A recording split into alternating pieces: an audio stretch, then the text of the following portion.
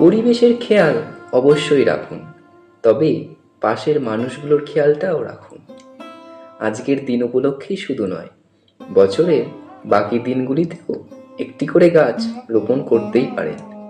তবে এটা বলতেই হচ্ছে, পরিবেশ রক্ষা মানে শুধু গাছের চারা হাতে সামাজিক মাধ্যমে ছবি পোস্ট করা নয়, এটি অনেক বড় একটি চেতনা, দায়িত্ব।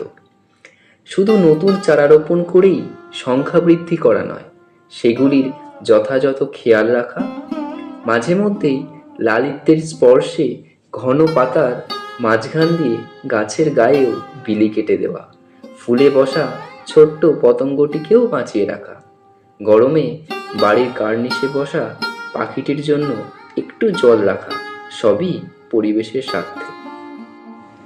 সর্বোপরি পরিবেশ রক্ষার জন্য আমাদের মানসিকতা ও মানবিকতার শিকড়েও প্রতিনিয়ত জল ও পুষ্টি প্রদান করা আবশ্যিক। পরিবেশের কার্বনের পরিমাণ কমাতে চারিদিক সবুজ করছি, অথচ নিজেরাই হৃদয়ে ধূসর হয়ে রয়েছি।